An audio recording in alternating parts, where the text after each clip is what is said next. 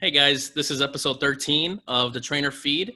Today we have Mike Pagnotta, and he's a really good friend of ours. He was a former colleague. Unfortunately, he had to part ways, but we're having him on, and it's going to be a really fun one. How are you guys doing? We're good. Good. We got some new equipment, so the audio quality should be a little bit better, or maybe worse, depending on how much you love or hate our voices. Hashtag sponsor. What? All right. How are you guys feeling? Good? I'm good, man. First week back in the city since Sunday has been a bit of an adjustment, but it's kind of nice to be in your own place, you know, because obviously back in Jersey, Alex's parents, it was like not your house, so you can't you could have temporarily living there and stuff, but like we didn't realize how much shit we accumulated in 3 months, like. And it's Jersey, so. Nah, it was good. It was good. Working out in your apartment is a lot different than working out in the backyard, I'll tell you that. But, excuse me, been able to work out, I do at Clinton Park. So we should do our group thing, 6 feet apart. And it's sick. I will say, though, I've got to ask you guys for what cart you have because my cart almost didn't make it back with a kettlebell. It's like the weight of the bells was bending the shit out of the cart. I told you. So I'm not taking my 28 anywhere. I took the 28 and the 20, and my cart was like, you crazy. You gotta do a front rack walk with the 28. For 3 avenues and 2 blocks. Are you kidding me? That's your fault. No one told you to live there. Yeah, for Gardening cart. That's. I'll get one. Get a fucking wheelbarrow, bro. Go to Home Depot. Yeah, but you also, the other thing was I got to find out where I can, once I have it, I got to find out where in the apartment I can store it, right? So like this thing, we could store it outside the front on the front door. If I got a wheelbarrow, where the fuck am I putting that? Just make it Alfie's new bed and then kick him out when you need it. Yeah, true. I'll do that. But yeah, so today we've got Mike Pagnotta. Go on, take us away.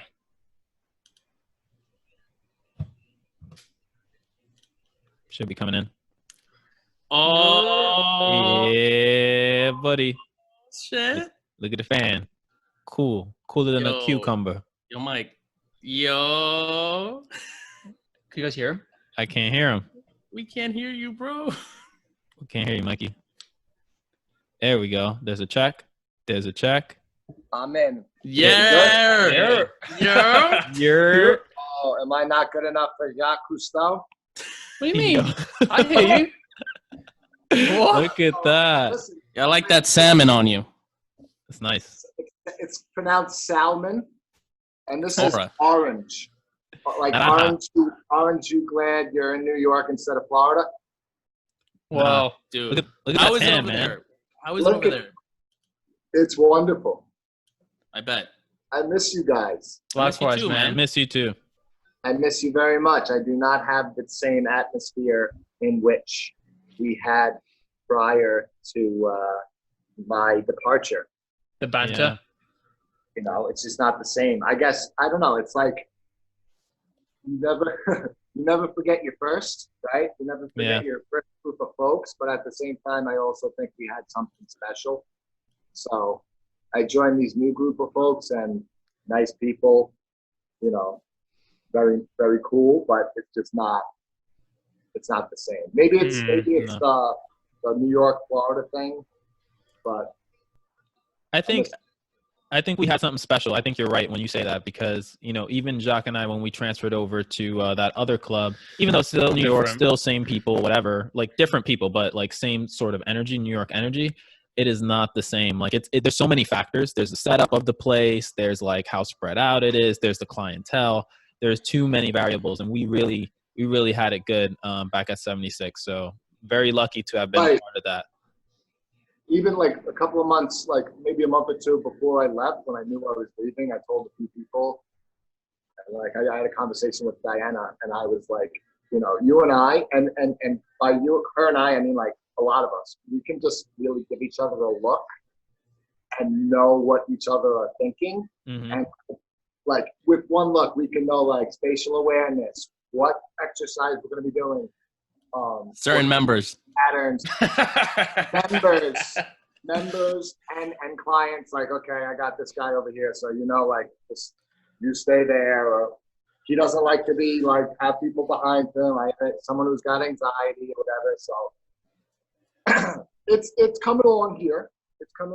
But it's just not the same. How's your business building up right now? So, I mean, this is like, okay, I'm going to use all the like buzzwords, right? Like unprecedented times and, you know, in these hard times and all that kind of stuff. So I I ended at EQ January 31st, so like the last day of January. Time fucking flies, bro. Fuck. It's June, right? And Yeah. so Yeah, I wow. ended there, and I literally flew down that day to Florida. So had Friday night, Saturday, and Sunday with my family, and then I started at the new place on Monday, so I guess the 3rd, February 3rd. And the first week is just onboarding, kind of getting like into the system and stuff like that. Like I wasn't even on the floor yet. And then after that, it was just kind of like being present, getting my workouts in, meet and greet, kissing babies, shaking hands, that kind of deal. And I was kind of, what upset me the most about COVID, other than it being like a ridiculous pandemic where people were dying and it was horrible, but for me personally, from a career standpoint, I was starting to get the ball rolling. And I was knocking clients, I was knocking members down, and they were signing up. I had a lot of complimentary sessions on the horizon, and I kind of got my feet wet in selling, because I'm selling something different now. It's like the packages are different, the way that they are billed is different, the way we meet is different. It's not, I was used to EQ. So I got that down, and people were buying, and I was getting a regular clientele, like a good book. And then boom, Trump said, he made that announcement, I want to say on a Monday, about, you can't be around more than 10 people. Remember, I mean, all the things changed, like Fauci and everything changed like the other day. But when he made that 10 people rule, I must have got like 6, 7 text messages from several clients, like, canceling their comps and just telling me like they're going to wait it out, see how things go. They're a little nervous, blah, blah, blah. And then after that, maybe the following 3-4 days later, the gym closed, and it just opened up. It just opened back up like 3 weeks ago. But I'll tell you what, I don't even know what goes on up there. Are you guys closed still? Is everything Still closed? closed, yeah. It's closed. Yeah, It closed the Connecticut in March. Yeah. I cannot complain, because I see all my older coworkers and a lot of friends, like when I put stuff online and I'm back in the gym and stuff like that, like Chris Hartman reached out to me and was like, dude, you're back? Like, how is that possible? I told him, listen, you gotta remember, I live in Florida. First of all, this is a red state. We're like Texas, man. Florida and Texas, we're open. Like, yeah, would have opened in March if you guys could have. If they allowed it, right? Like gyms are open now, hair salons, bowling alleys, restaurants, and it's all like 50% capacity and all that stuff. I don't know who's monitoring that. So yeah, like I'm lucky, I'm blessed to be working again, and in a way, it's really good. The pandemic's horrible, but I when people talk to me, how you doing? How's your quarantine? How's that?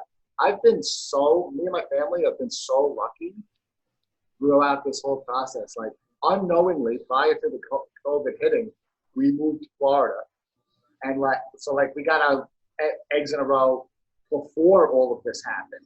Yeah. And like, pardon the pun, but we were ahead of the curve, if you will. And we were down here before the mad scramble of everyone trying to get out, And I mean, we were allowed to look for homes and all that kind of stuff. Like I bought a house. I bought a beautiful home. I have a great house, 4 bedrooms, 3.5 bath, pool, lanai, this whole thing during a pandemic. Like who buys a house during a pandemic, right? But I did, because we were put in a position where we got out of the state that was the epicenter, and we came to the state that was, I guess, last to implement everything. Mm-hmm. So if best case scenario was available, we took it without knowing. Yeah. So my gym's open, people are coming back. A lot of trainers aren't coming back in a set. So I guess if I had been here for a few years and had a good book, I probably would be doing the same thing that some of these people are doing. They're just seeing people privately and getting whatever, Venmo, cash. But I don't have that luxury, because I only had 4 or 5 clients. While the pandemic was happening, I was training people privately, outdoors and whatnot, but it was only like 4 or 5 people. if I had like what I had in Equinox, 18, 19, 20, 25 clients, I'd probably still be seeing them outside. What I'm getting at is at the gym, there were, so we're used to what, 42 to 45 trainers at 76th Street. Yeah. This gym, when at their max, they were at like 25. And I would tell them, I'd be like, I'm used to 45, and some clubs have 65, 70. She's like, no way, we're not like that. We're a small, blah, blah, blah. So out of those 25, I don't know, maybe 10, 12 have come back, including myself and 2 others who are newer.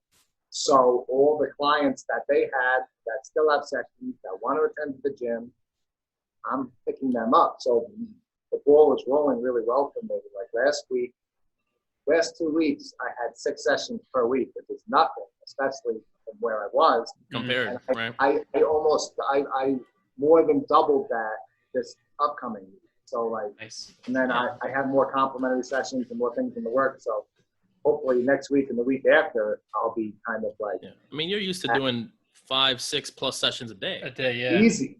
Yeah, we've all done it. It's hard. But it's great. It's beneficial. Right. Another thing is, living in the city, we are used to like, we didn't realize, I don't know if you realize, but the access we have, like even if you had to hop on a train, 10, 15 minutes. So easy to move, yeah. So easy to move. I live 25, 30 minutes from the gym, and I have to drive every day. It takes a toll, literally, because I have to pay a toll. But it does. It's and so puns. I'm full of them. Listen, wait till we're not recording. So I miss you guys. So like for instance, for a 5:30 client in New York, I'd be up at 4:30. Here I got to be up 2 hours before I leave the house. Like I got to get myself together for about an hour, have my coffee, eat my breakfast, then get in the car, drive a half an hour, and I want to be there like a little bit before they're there. Yeah. So it's like for 7 a.m., I got to be up at 5. So it's different. But I have what I have, and I have my family, and I have all this property and land and a place where my daughter like runs around and she's just growing like a weed. So it's worth it. It's worth it. I guess the sacrifices I'm making are beneficial for my family. So I wouldn't change a thing. We did the city thing, and it was great. And I love the relationships I've made. I still talk to you guys. I still talk to a lot of my clients, whether it be about fitness or just shooting the breeze. So I've been talking a lot. We're very proud of the jump that you made and the leap that you've made. I mean, I don't know about these guys, but I saw a video the other day you posted with Charlotte playing fetch with Lucy. Yeah, Charlotte kind of like just threw it at Lucy, and Lucy was like, "Whoa!" Fucking beamed it on her fucking face, bro. Hard. Yeah. But funny. I get Lucy to go to the bathroom. My line is Lucy go, Lucy go. She's going on 17 months. No matter what, when she sees Lucy, Lucy go, Lucy go.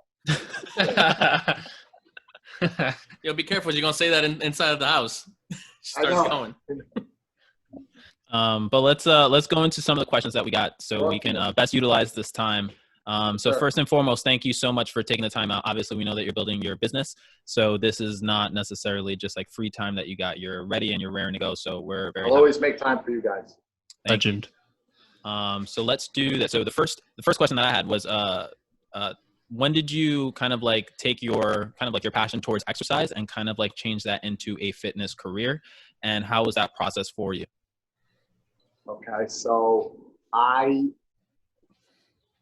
graduated college in 2010 with my bachelor's in communication, and went and got my master's in human behavior with a concentration in mental health counseling from 2010 to 2012. Did that for several years in Florida, moved back to New York, and continued that. I worked for the YMCA counseling service. My wife, my then girlfriend, who would become my fiance, then wife, moved to New York. She's from Florida. And I always was into working out. My father was a workout guy. My brother was. Before I was the third wheel, like the third one to start it up. So I started major when I was, I'm going on 34 now, I started when I was 21. But what happened was my wife and I bought a studio in New York City, and I needed a gym to join. And so I tried out 92nd. Well, first I tried out New York Sports Club on the Upper West Side in the 90s, I want to say. Okay. A little rough. And then I went to 92nd Street Equinox, went there. I didn't like the up-down. And then I went to 76th Street. And I'll never forget, I was doing shoulders. And you guys remember Ed Gober? You know who Ed Gober is? Yeah, Dave, you remember Ed. Ed was he was the PTM. He was the PTM. And I didn't know who he was.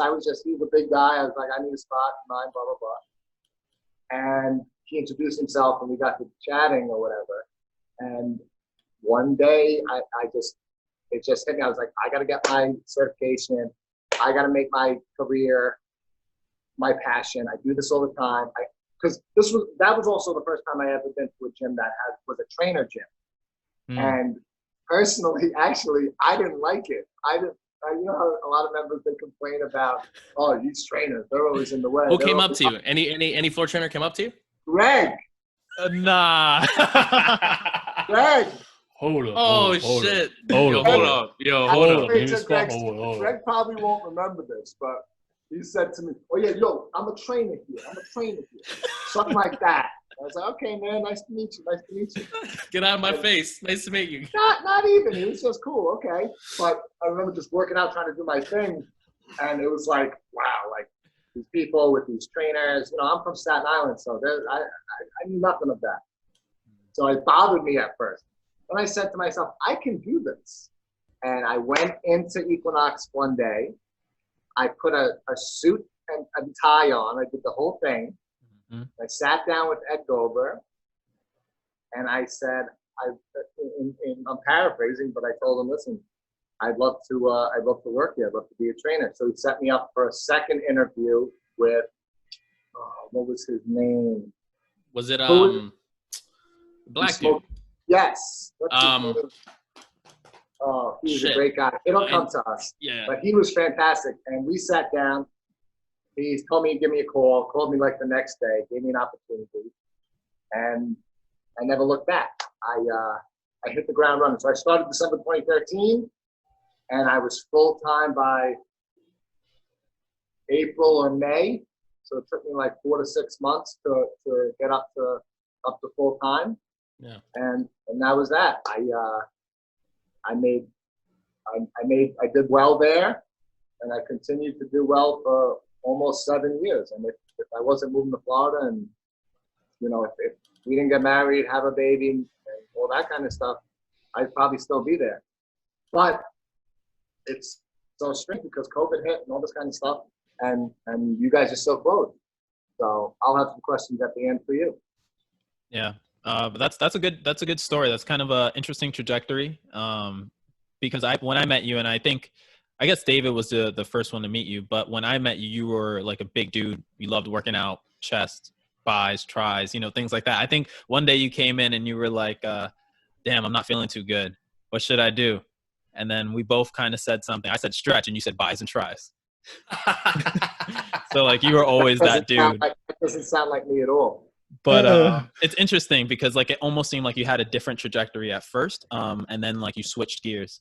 So it's interesting. Well, I started when I was 26, 27, and now I'm going on 34. So I think that time period in one's life is you become a different person. Especially I went from having a girlfriend to getting married, being just having a wife to having a daughter. Your priorities change, how you operate change. Talk about bis and tris. I can't remember the last time I did a bicep curl or a tricep exercise. I do, compound movements. Compounds. Yeah, especially now where it's like you want to do what you need to do because you haven't done it in a long time. You're just like compound it up. I did bicep curls last night, drinking my beer. 12-ounce curls? There you go. Anthony Gilks, don't get mad at me when I tell you I didn't do a curl. AG. He's gonna text you tomorrow. Be like, "Yo, bro, what you say?" Yeah, exactly. But going back into the professional side, so you did kind of mention how you ramped up your business relatively quickly. What are some keys to building a personal training business from your perspective? Okay, so whenever I get asked this question, I always kind of give the same formula, same kind of answer. It's individualized, right? You got to go to your strengths. I'm a personality person. I build rapport with people. Like, for instance, right now I'm doing a lot of complimentary sessions, right? Mm-hmm. So this is one-on-one time with people you've never met. So ultimately it's like kind of like a first date, okay? And I don't, like, we're loosely being told to wear masks. When I do the complimentary session, I ask the person if they want me to wear a mask or not, because I think when you're having a conversation with somebody, you need to see their face, you need to see their emotions, 100%. See their mouth, and like, especially the first time you meet them, I need to convey to them how I operate and how I train and my personality, and it's challenging to do that with a mask on. You need a face shield. That's even more of it. But I want to make them feel comfortable. I understand. So right now, where I'm training, it's almost half as much as it costs in New York to train with me for an hour. It's wild. But wait, say that again. It costs about the same to train with you here in Florida as it would in New York. No, half. Oh, half. Sorry, I'm sorry. Wow. Yeah. So I always preach bang for your buck, right? I say the way I operate is most bang for your buck. I understand time is money, money is money. So you don't want to come in here, BS with me, get out and say what the heck happened, right? So I always preface with, we're gonna work hard, you know? And if that's what the client wants, then we're gonna work out well. If they don't, if they want to just kind of take it easy and that kind of stuff, I can abide to that too. We can take more breaks, all that kind of stuff, but you're not going to utilize me that much. It's not going to be worth your while. So I'm simpatico with people who are similar minded, and that's why I think I did so well, especially in New York. I'm a New Yorker. I speak fast. I move fast. I try to get my point across quickly, and I always say, especially I used to have this deal with the new trainers. I'm like, they would ask me a question and I'd say, come on, spit it out. Because that person that you're talking to, that brief amount of time that you're trying to build rapport with them, whether it's in a comp or on the floor, it's like they're ready to go to the next thing. So if you're like, I'm gonna, and like, you lost them. Yeah. Get your point across, they're gone. Yeah. They're already gone. They're already, and if they're in the market for a trainer, they're looking at the next, they're not looking at you, you know? So that's one, way that I went about it. And that's always worked for me. And another thing is, I always tell people you have to exercise and you have to show yourself on the floor. You don't have to be in amazing shape or anything like that, but don't hide. I would always tell new trainers like who are nervous, they would go in the back, they'd go in the fitness room, they'd be hiding on cardio equipment. No, you have to get out there and you have to show these people that you also implement what you teach. You have to be your product. Don't just be the person who trying to sell. Shows up for a 1 o'clock session and is gone at 2. And like that's it. You have to show yourself. Like I always used to say, you have to make for Equinox. You would make people think Equinox, they would think Mike. When they think Mike, they think Equinox. Like you have to combine the two. You have to be part. You have to buy in. You have to go all the way. Don't be your authenticity, I guess is what I'm trying to get at. You have to be authentic because especially New Yorkers, people who are business savvy, executives, they call the bullshit. Immediately they know you're fucking lying. Excuse me. They know you're BSing. So if you are, they'll see right through it and they're on to the next person, or they don't train. So true that. I think those are really good words. And I think that you've kind of made mention to that when I first started. You kind of said, like, you got to, think fast, talk fast. People are waiting for your response. So don't leave people waiting. Like, if they email you, you email them back. If they text you, text them back. Call them, right? Like, communication is huge. Follow-up is huge. And then being present is probably one of the biggest priorities. Also, being present doesn't mean just like, at least in Equinox, we have like couches and things like that. People throw the towel on, they take a nap in the lounge area, but they take the nap with like their train shirt on. Right. Exactly. You got to engage. You got to be walking around talking to people. You might think it's annoying, but it works well, right? Because people want to be spoken to, right? And I want to be get paid attention to. And it's harder for others than it is. It's harder for some than others, because I know for me now, it's harder to be the Mike I was 4, 5, 6 years ago, who was talking to everybody, who was texting everybody back, who was checking in with everybody after a workout. Hey, how you feeling after today's workout? What did you eat today? Because right now I have a 17-month-old daughter who needs all my. So much more on your plate. I have a house. I have a wife. I have a lawn to mow. I'm driving a lot, so I can't text. It's like, one of my old clients texted me yesterday in the afternoon, and he told me he's getting hip replacement surgery and all that kind of stuff. And I wanted to be sympathetic and have a conversation with him. I literally didn't have the time to do so. So I get it if you're not able to do that. So then if you're not, you have to make the mark when you have that time. Like hit the target right then and there and show that you can. And also let them know that you are not necessarily too busy, but you do have a life outside of here that maybe won't get back to them over the weekend because you're away with your girlfriend, fiance, or wife, or you're for a fishing trip, you're with your parents. Like you also have to separate, because that's what I did in the beginning. I think I didn't separate enough. I made myself too available, and that, I wouldn't say burdened me, but put me in positions where when I wasn't available, people were like, hey, what's going on? So then you learn that you have to set that precedent early. Yeah. And I had one last question, and that was about changing your home base, but you did speak a lot about it. So I think that question is kind of like null and void at this point. But another question that I actually thought about was, you did make a transition in your career when you had a child, right? Your priorities changed, and it's a big shift. Not too many people are married or have kids when they're in personal training. So how do you feel like that's affected you being a father and being in the personal training industry? So I guess, and I'm still learning, right? It hasn't even been 2 years that we had my daughter. And, even when my wife was pregnant, it was a little more challenging because she needed me more than prior. So I guess I was learning to be a better husband when she was pregnant, a better husband after she had the baby, and then a dad, all at the same time, trying to balance work, right? So you have to be over here with work and still be a good trainer and still be accountable and helping your clients.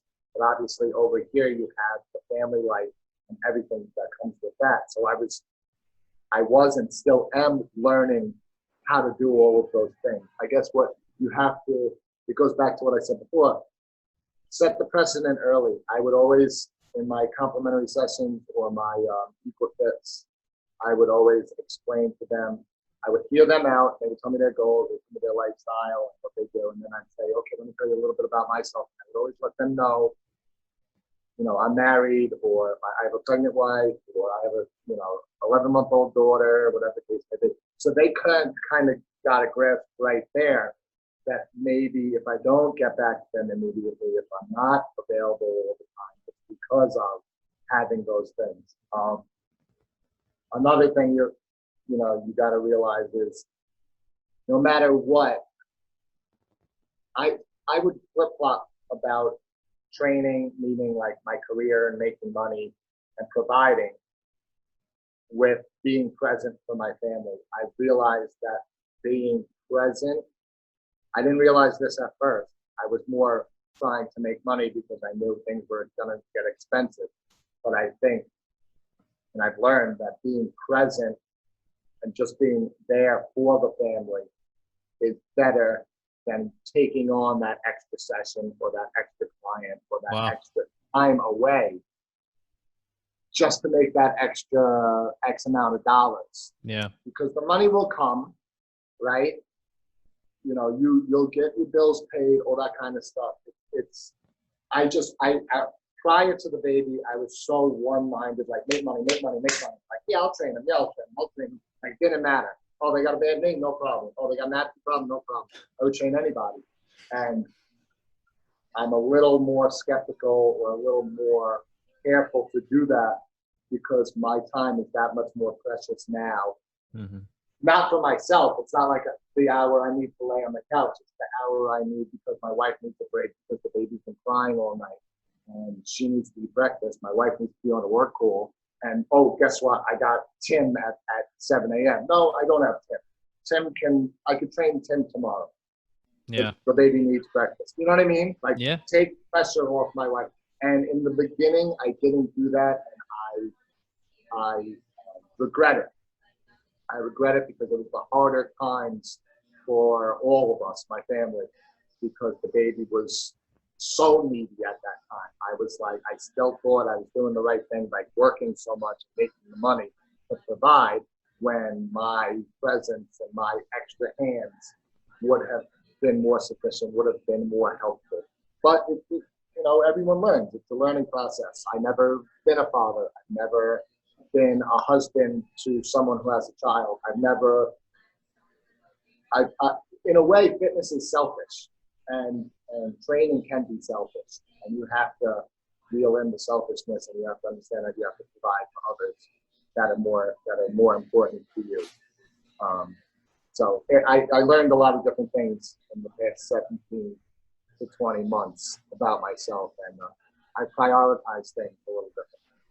That's good to hear. And you saved at least me. I don't know about Jacques and David, but you saved me from driving over one huge ass pothole, which would have been to prioritize like those sessions over like time, right? Still gonna drive over that shit. You're still driving over.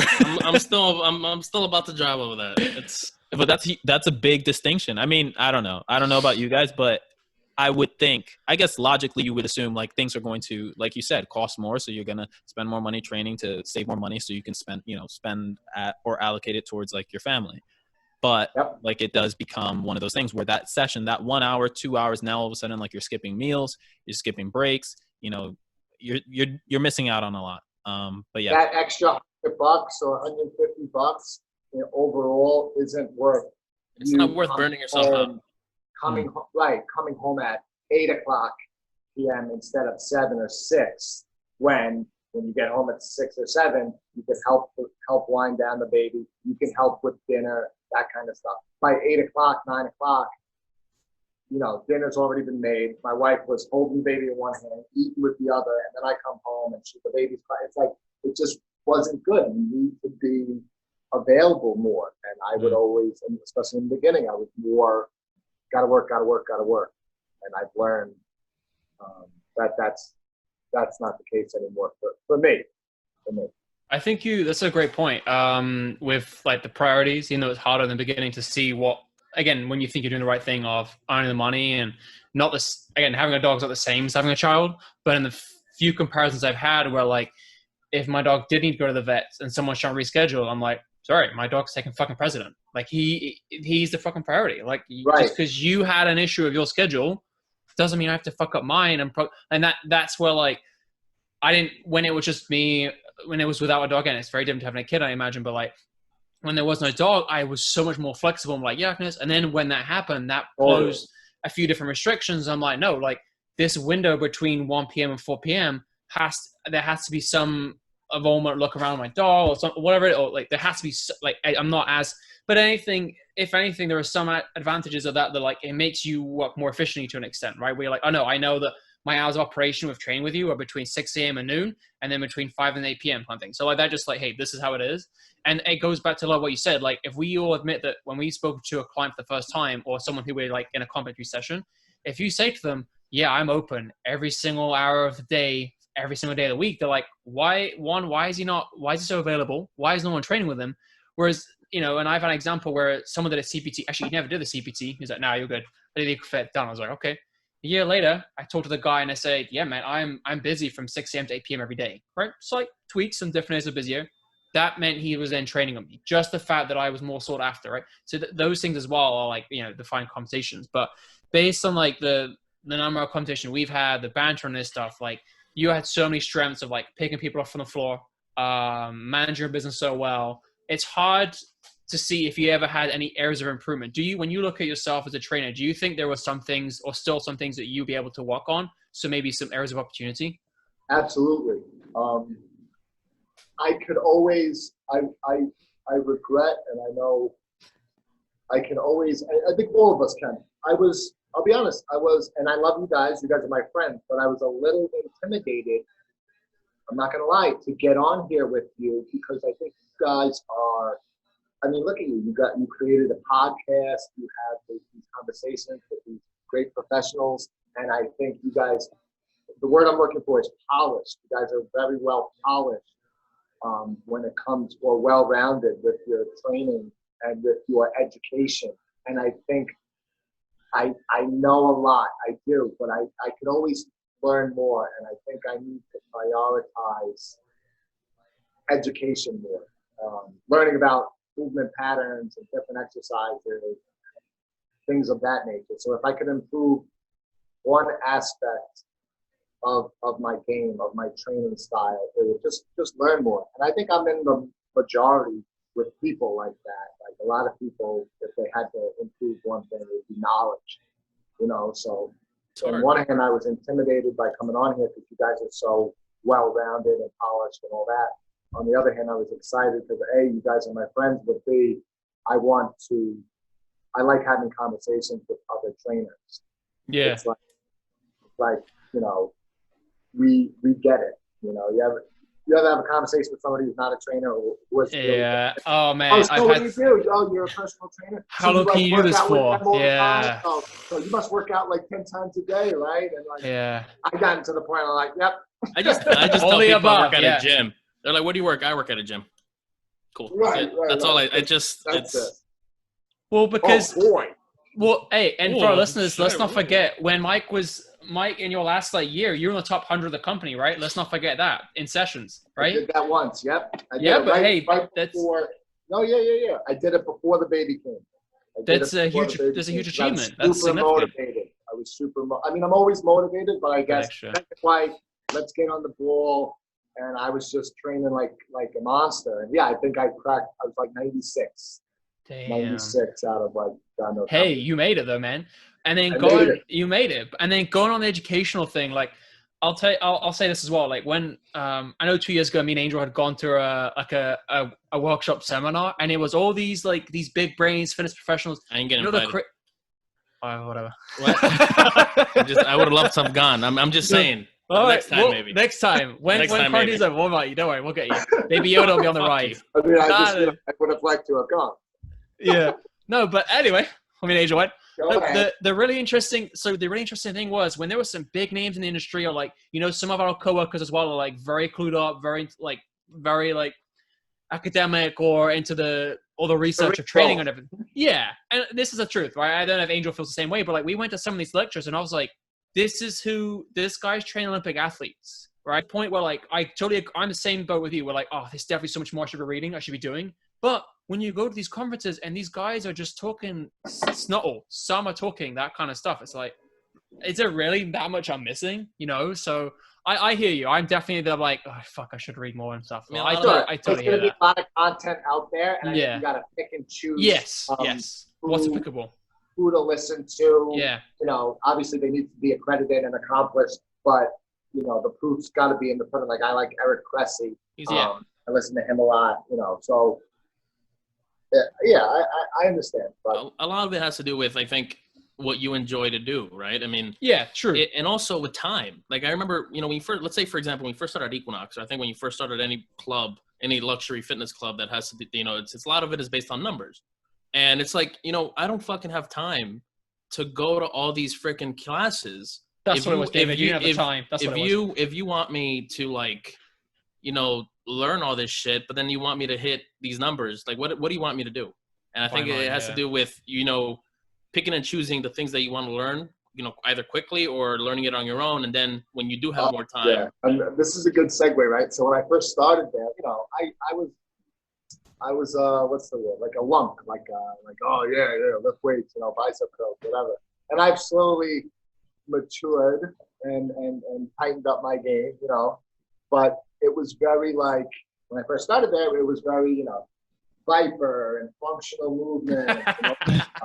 And I'm like, I just want to lift, man. Yeah, that's like, Jacques, you know, with his animal flow and shit. And then I would do it, and I would Bands get or whatever, and all that kind of stuff. And let's be honest, a lot of us came in and weeded out that kind of type of trainer. You know, like certain trainers could do both, right? Like Antoine's a great example. Like he's functional, but he'll also squat, you know, 315 for reps, no problem, with great form. Like if you're gonna talk about like mobility and all that kind of stuff, like implement it with your weight training. Don't squat 95 pounds for a couple of years and die for 3.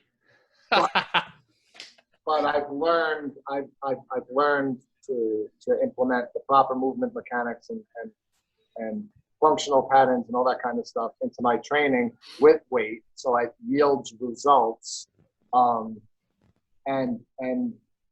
That's what I wanted to say. So it sounds corny, but you guys know the song. Remember the song Kanye West, "Wait Till I Get My Money Right"? Yeah. When I did well there, finally I started the ball rolling, and my name was at the top of the list. I was winning Trainer of the Month and all that kind of stuff. That was my fucking song, man. You can't tell me nothing. You can't tell me nothing if I get my money right. And I would look at some of these folks, you know who, and I'd be like, fuck you. Like, they're cool. Like, we're friends, whatever. But, like, that kind of, like, thing, like, you can't tell me shit. I'm trusting you in everything. How you going to tell me, buddy? I lift more than you. I train more than you. I do everything better than you. Can't tell me nothing. Okay?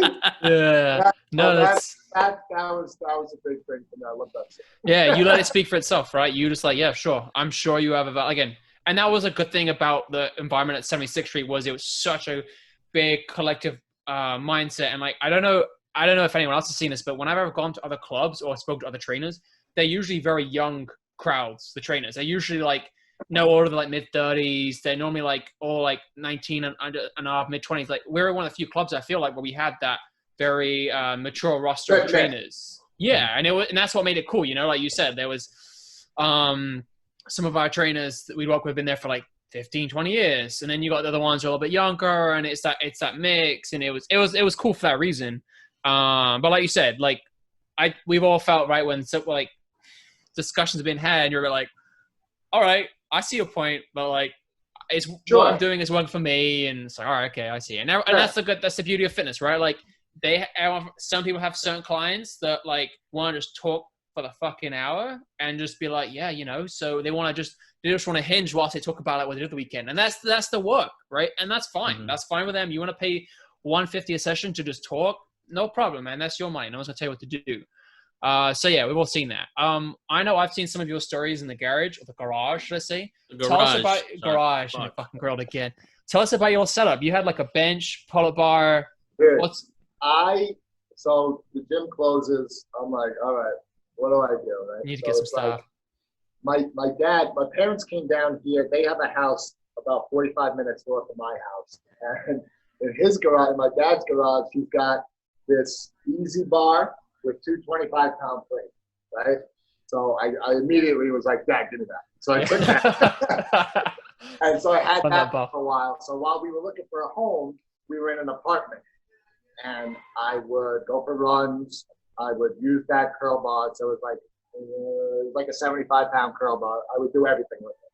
Squat, deadlift, freaking lunge, overhead press, curl, you name it, row.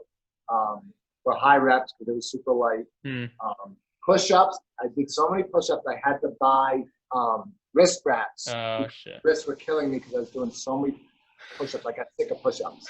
You believe it? Sick of push-ups, right? No, I haven't done push-ups since fucking April. Fuck that. You haven't, April of what? 2014? 3 years ago, bro.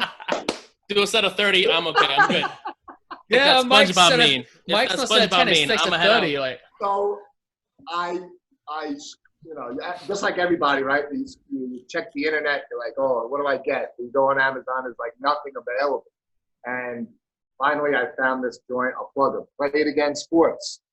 They buy and sell sporting goods like baseball bats, gloves, you know, you name it, like all golf clubs, all that kind of stuff, soccer cleats, soccer equipment. But they also sell weights and gym equipment. And I went in there one day and I wound up getting like a couple of bands from them. I was like, oh man, this is all you guys have. And I became friendly with the front desk guy. And long story short, he told me about a truck that was coming. He kept me in the know. He sent me a text. He was like, it's coming today between 2 and 5. So they were getting shipments late. So that's why I wound up spending like $1,500 on gym equipment. Damn. And I'm not done. But because the way I say it is, it's an investment. It's worth its weight. You'll keep it. I'll have this weight for the rest of my life. What'd you get? I wound up buying a bench. It's okay. It's not the best bench, but it does what it needs to do. First thing I bought online, I bought the bench. The first thing I got was a power towers. It got pull-up bar, dip bar. So good. Captain's chair. What do you call it? Captain's chair. And it's got a push-up set up and sit-up set up on the bottom. So I bought that, and then I went and got the bench, and I got 2 45-pound dumbbells. I got a barbell, and I got basically I got 2 45-pound plates, and then they ran out of 45, so I had to buy 2 35-pound plates and 4 sets of 5s, so I could bench 2 45. The struggle. Cool. I have bands. Yeah. And I have cinder blocks, so I could do like deficit deadlifts, stuff like that. So actually, I was pleasantly surprised that when I got back into the gym and I thought I was going to be weak as shit, I wasn't as bad as I thought I was going to be, and that's because I was actually lifting real weight, reps in my garage for a while. And let me tell you, it was great to have it. But 5 o'clock in the afternoon, in the beginning of June, end of May, in Tampa, Florida, in my garage, right? 96 degrees. You go in the fucking sauna. It feels like 102, and I'm like, going crazy. I'm doing walking lunges. I bought a weight vest, a 40-pound weight vest. So I got 45s in my hand, 40-pound weight vest. I got a band over me, and I'm doing walking lunges up and down my driveway. I just moved into the Who's house. a psycho on the start screaming, I'm the juggernaut. With this guy. I got the radio blasting like Taylor Swift. And you know what I say, fuck it, this is my house. I do whatever the fuck I want. and then I go jump in my pool. Okay? Such it's my house, man. I do what I want. I do what I want. Damn, that's sick. It was good. I was very lucky to have that. Because I don't know what I would have done had I not had those pieces.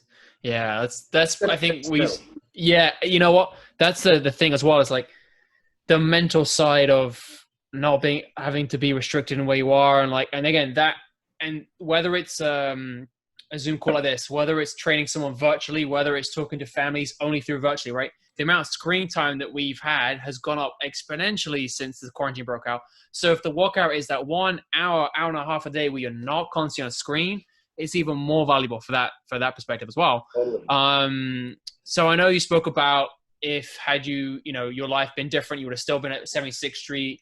Now that you're in Florida, right, and you bought like a sick house, you got the equipment in the garage, where do you see yourself in terms of the fitness industry between 5 and 10 years from now? So the new gym I'm at is getting the ball rolling again. So right now I'm just getting my feet wet at this new place. Where I'm at, it's a very affluent area. It's called Harbor Island. It's downtown in the heart of Tampa. Tampa, right? Yeah. And it's kind of similar to the Upper West Side. You've got the middle-aged, the older crowd, very accomplished people. You know, they travel a lot. They golf a lot. What's that? Play golf a lot? Well, this is Florida. This is really do. This is one of the golf capitals of the world. My joke in New York was my people don't go on vacation to Florida for a week. I can't use that line anymore because I'm in Florida. But they go to frickin' Prague for a month. Like, these are very, very astute, well-accomplished folks. And so one of my fucking clients used to go to Japan to ski, bro. Like, it's just crazy. Right. Oh, I'll be in Jackson Hole for 2 weeks, and then, we're going to shoot over to, Cairns. It's like, okay, that sounds great. But what I'm getting at is very, very well-rounded individuals who have the means to afford personal training. So right now, just keep training and see. I use the term, I half plan and I half step and shit. And it always works out because I work hard. You always go, it's a corny line. It's like hard work and luck, and you become more lucky the harder you work. Like, I really feel like I'm living proof of that. Like, I just work hard and good things come my way. And I do the right thing by people, and I make sure that you could call it karma, call it what you will, but I think just keep your nose to the grindstone and taking on opportunities that come in front of you, and knowing when to push the button on that is important. And that's how I've always operated, and I've done well so far. So I'll probably continue to do that. No, without a doubt. Thanks, man. Hey, Mike, what's up? I have a question. How's the training culture? I mean, we chatted a little bit about the culture that we've had at 76th and how different it is based, club to club. But, where you're at right now, how's the culture in terms of your coworkers? Like, have you spoken with them enough to know, or, what vibe are you getting from there, that's different from New York? Everyone kind of does their own thing. Like, it's like, it's a different vibe. So you get in a car when you leave the gym. You don't walk to the store. You don't get on the subway together. You don't deal with the same problems or have the same lifestyle. Some people live in Tampa. Some people live on Harbor Island. I live 30 minutes away. I have a home. And I've always loved that because I've always been successful for nine times out of 10. Management and bosses or whatever never had to hound me for things because I always provided. I was always the cash cow, I guess. I was always the person who was at the top, and I plan on doing that here, and I'm showing that I'm doing that. So no one's telling me, where is this and what's the deal with so and so and all that. It's like they come in, I knock them down. It's like, let me do my thing. I work out. I try to be friendly with everybody. I guess to answer your question, it's just different. Yeah. I like, you're always going to remember your first love, and my first love was Equinox and West 76. I always say, when are you coming back to New York? Never. When the Yankees talk get to the World Series. Let me tell you, we could talk after this. I don't know if you want to keep this starting, if you want to keep this on the podcast, but does everyone want out up there? Like, everyone I talk to, it's like, I'm done. I got to move to Florida. Like, you got to tell me. We'll keep it after. Well, I will say this. Everyone told me, oh, wait to take Charlotte to Yankee Stadium. Wait till she's older. Wait for this. Wait for that. Dude, number one, who knows when they're ever going to play at Yankee Stadium again? Yeah. Two, who knows when there's going to be fans in the stadium? Yeah. Three, I don't live there anymore. So the fact that I took her on September 1st, 2019 to watch the Yankees beat the Athletics, and we have pictures, and I have a certificate that says Charlotte Gray's first baseball game at Yankee Stadium, and it's hanging on my wall, okay? New York City, I was there. I made my mark, but I'm down here. Yeah. Yeah, I think that's a really hard thing to see, like they've had soccer back in Europe, and I've heard you can watch it with the automated crowd, and like it's just a what? Yeah. In Japan, they are putting plush like teddy bears. That's weird. Stadiums. That's weird. But you can watch when you watch it, you can watch it as it is, like you hear the players echoing, or you can watch it automated crowd. It's better than nothing, right? Like, it's better than nothing, and and I don't know if you saw this, but like the guys in Tampa from the hockey team, they all live. I don't know if you know where it is. They all live on an island, and they all said when they hope one day when they go to the game, they go on their jet skis if they can go. That's like how life is down there. I'll send the video. They live a sick life, but the same thing. They said they don't know when. I don't know when it's going to be, and like the NFL may or may not even play. Yeah, I mean it's frustrating. Well, here's another scary thing that's happening. Like as of yesterday and today, you know, we reopened really quick, and COVID cases are really yeah. I saw yesterday. Yeah, and they, as of 5 p.m. today, I don't know if the mayor said it or the governor. Might have been the mayor because it's specific to Tampa. But if you're inside, you have to wear a mask no matter what. No matter where you are. Wow. You are subject to a penalty or some kind of civil action. What do you think? What do you think about that over there? I mean, look, coming like from New York, where all this shit is going on now. I mean, of course, New York. I wasn't in New York for it, so I don't know how it is up there. Down here, it's not people. This is a red state, man. A lot of people are like, man, I'm not wearing no mask, and you know.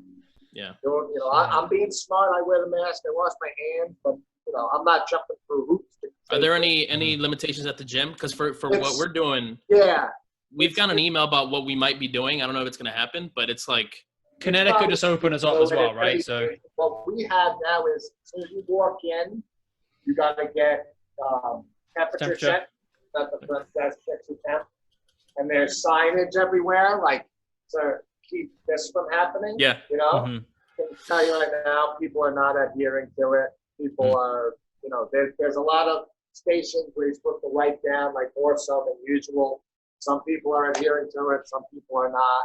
I personally think it's impossible unless you just stay away from people. Dude, I think I got sick at the gym because I think I had it. I mean, it took me after 3 weeks. You look like you still have it. No, it's just it's too early for me. No, it's tough, but it's hard. It's weird. It's a weird vibe. It's a weird energy. You know, it's, you know, these strange and unprecedented times. But you know, this is what we have. And like I said, I'm lucky that the gym is open. So lucky that the gym is open. Yeah, not to be honest. I mean, if Equinox opens right now, I'll be glad to go. I think a lot of people would, and there's going to be people who are scared to death to go. The majority of my clients, they aren't coming back for a while. Till the end of summer, maybe. And they told me. But at the gym the other day, like when we first opened, you know, this woman came in and she was walking up a storm complaining about how this isn't right and that's not right and you guys should be wearing this and that. And we're taking all the proper precautions. But she was over the top with it. And my answer to that is, if you are that concerned and that worried, stay home. Don't come in. Yeah. That's it. Don't, you know, no one's forcing you. You know, don't yell at the 19-year-old girl who's working. It's not her decision to open it, right? Exactly. So stupid. And that's who's getting the brunt of it because I guess they're on the front line. Yeah. Yeah. This is a weird time. Yeah. That pretty much wraps up mostly what we want to ask. We can definitely hang on after off air to discuss some more colorful subjects. I really have nothing to say to you three, so. Oh dear. But for the listeners, thanks for joining us, Mike. That was awesome. Like, we're definitely one of the most successful trainers that we've worked with at 76th Street. Been a really good mentor and leader when we were at the club. So I want to thank you for taking the time. So, no, of course, it means a lot. So thank you, man.